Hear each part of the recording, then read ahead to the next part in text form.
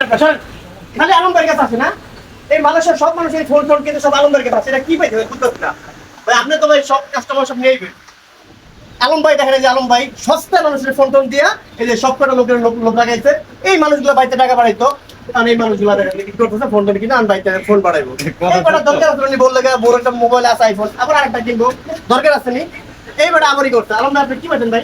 আসলে আপনি সস্তা আপনি কি হবে আমার কোনো দোষ নাই ভাই। কাজাঙের ভিতরে আমি দেখলাম এই মালয়েশিয়াতে বিভিন্ন জায়গায় এই দেখ কতই সব বাঙালি সব আইসা, কি অবস্থা আমার মাথায় ধরে না। মানুষ মনে করে কি যে এত বাঙালি এই দোকানে কিছুর জন্য আসে, এই বেটাতে সস্তায় ফোন ফোন থেকে পায়, আমার মাথা ধরে না ভাই।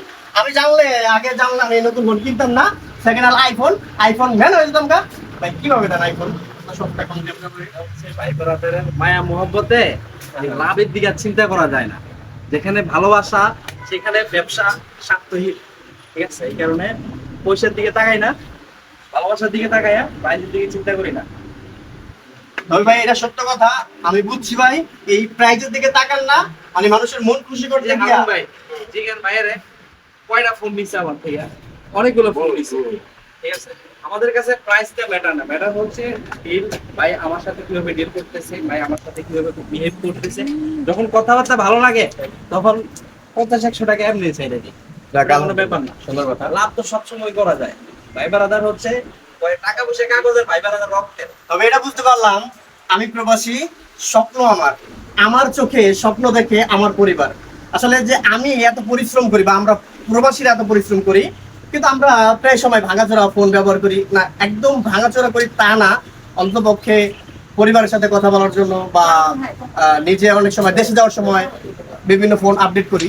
কিন্তু এই যে আমরা প্রবাসীরা পরিবারের বা আপন জনের ছোট ভাই ছোট বোন বা স্ত্রী, এই মানুষগুলার স্বপ্ন বা শখ পূরণ করার জন্য আমার মনে হয় যে চিপ বাজেটে আলম ভাই থেকে ফোন নেওয়া যায়।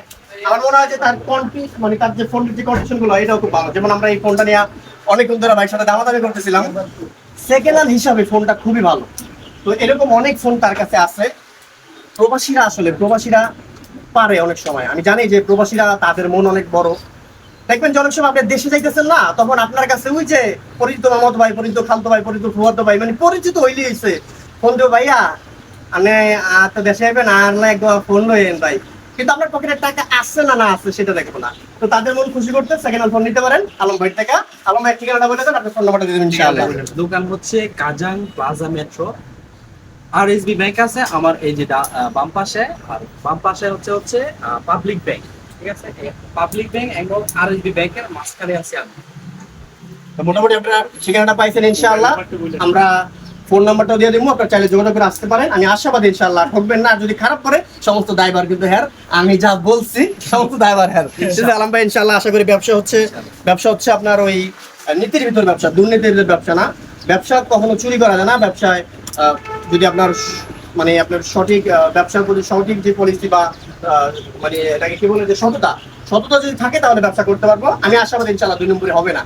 আর সেকেন্ড আমরা আজকে উড়ে এসে দূরে বসি নাই, এই কাজাঙে আমরা 10 বছর ধরে আমি ব্যবসা করতেছি। ইনশাআল্লাহ